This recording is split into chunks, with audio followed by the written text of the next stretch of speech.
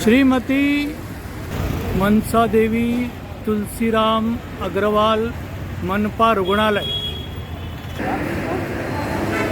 Sir कोई है बात करने के लिए? मैं पत्रकार हूँ। आज अच्छी हलचल चल रही है, क्या यहाँ पे होने वाला है? कोई बताएगा मुझे? कोई बताएगा मुझे यहाँ पे ये इतनी हलचल क्यों है? क्या है? उद्घाटन हो रहा है? क्या है? सबको मौन है, कोई कुछ नहीं बोल रहा है। हम मीडिया से अभी कुछ बात नहीं कर सकते, हमको ऐसा कुछ ऑर्डर्स नहीं है। हाँ ठीक है। दोस्तों ये एमटी अग्रवाल हॉस्पिटल में आए हैं। यहाँ पे काफ़ी हलचल दिख रही है। ऐसा लग रहा है कि ये कल उद्घाटन होने वाला है। हाँ जी बोलिए। अभी के लिए वीडियो बंद करिए। हाँ कल आ जाइए, कल के बाद शूटिंग करिए सर। कल कितना बजे आना है शूटिंग करने के लिए? आपको मर्जी है सर, कल का टाइमिंग है। कितना बजे का टाइमिंग है? इवनिंग में। कौन सीएम आ रहे हैं? कौन आ रहे हैं? मैं बता नहीं सकता। अच्छा धन्यवाद। आप यहाँ पे क्या है? सिक्योरिटी है। हम पत्रकार हैं। ये सिक्योरिटी इंचार्ज यहाँ पे आके हमको बोल रहे हैं आज शूटिंग मत करो, कल शूटिंग करना। बहुत अच्छी बात है, सिक्योरिटी वाले आके, यानी इनको किसी ने बोला है पत्रकार को बाहर निकालो, हमको बोलते हैं बाहर जाओ। किसी ने बाहर निकालने के लिए। हाँ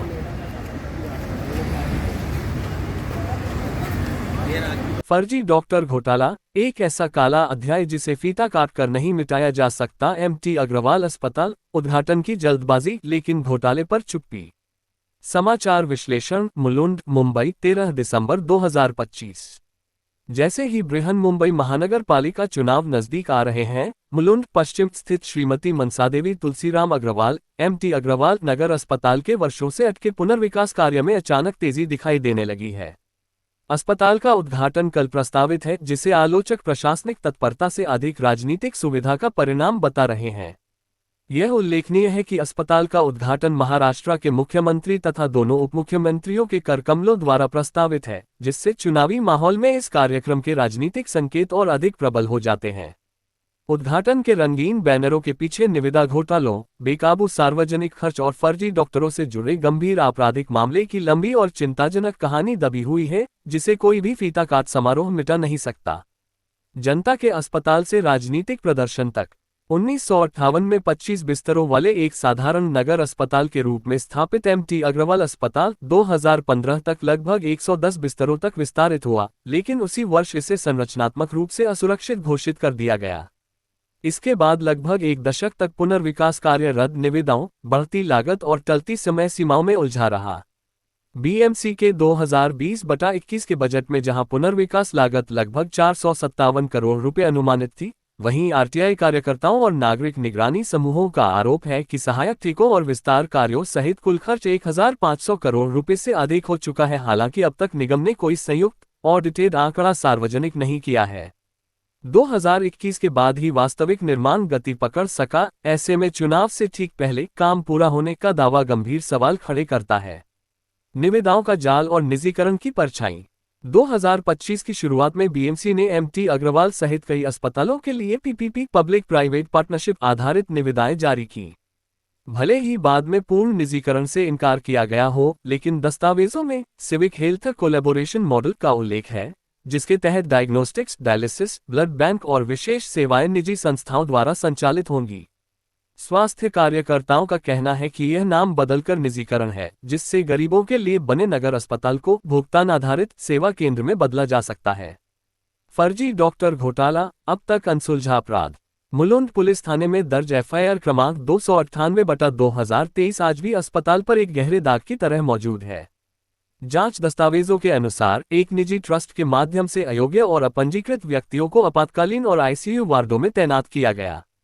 इन पर आरोप है कि उन्होंने वैध एमसीआई पंजीकरण के बिना कार्य किया, जाली या मेल न खाने वाले प्रमाणपत्रों का उपयोग किया, गंभीर मरीजों का इलाज किया, मृत्यु प्रमाणपत्रों पर हस्ताक्षर किए, जिन्हें बाद में बीएमसी डॉक्टरों ने काउंटर साइन किया। तथ्य अत्यंत गंभीर हैं। 190 डॉक्टरों में से केवल 88 के एमएमसी प्रमाणपत्र उपलब्ध। एक अन्य जांच में 62 में से केवल 43 प्रमाणपत्र वैध। भुगतान ऐसे नामों को किया गया जो अस्पताल रजिस्टर में दर्ज ही नहीं। व्हाट्सएप चैट्स में फाइनल ईयर एमबीबीएस छात्रों को डॉक्टर बताकर तैनात किए जाने का उल्लेख है, जो जानबूझकर की गई धोखाधड़ी को दर्शाता है। मौतें, धाराओं का कमजोर होना और लापता सबूत। सबसे गंभीर आरोप यह है कि फर्जी डॉक्टरों द्वारा मृत्यु प्रमाण पत्रों पर हस्ताक्षर किए गए, जिससे गैर इरादतन हत्या की आशंका पैदा होती है। बावजूद इसके वरिष्ठ अधिकारियों को आरोपी नहीं, केवल गवाह बनाया गया। गंभीर आईपीसी धाराओं को कमजोर किया गया। Forensic report, call detail record और डिजिटल साक्ष्य गायब हैं। शिकायतकर्ता द्वारा उठाए गए कई जांच दोष अब तक अनुत्तरित हैं। जवाबदेही या चुनावी दिखावा। चुनाव नजदीक आते ही विपक्ष और नागरिक संगठनों का आरोप है कि यह उद्घाटन और ऐसे वार्डों में मतदाताओं को प्रभावित करने का प्रयास है। बताया जा रहा है कि अस्पताल अभी भी आंशिक रूप से ही कार्यरत और स्टाफ की कमी से जूझ रहा है। सवाल सीधा है, क्या ये स्वास्थ्य सेवा की उपलब्धि है या सिर्फ एक चुनावी मंच?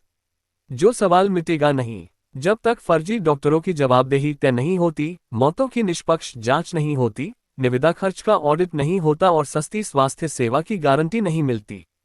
एमटी अग्रवाल अस्पताल एक उपलब्धि नहीं, बल्कि संस्थागत विफलता का प्रतीक बना रहेगा। इमारत का उद्घाटन हो सकता है, सच को दफन नहीं किया जा सकता। और यही हॉस्पिटल के सामने ये जो नाला है, ये नाला इतना भरा पड़ा है, ये सफाई नहीं करनी है। रोड सब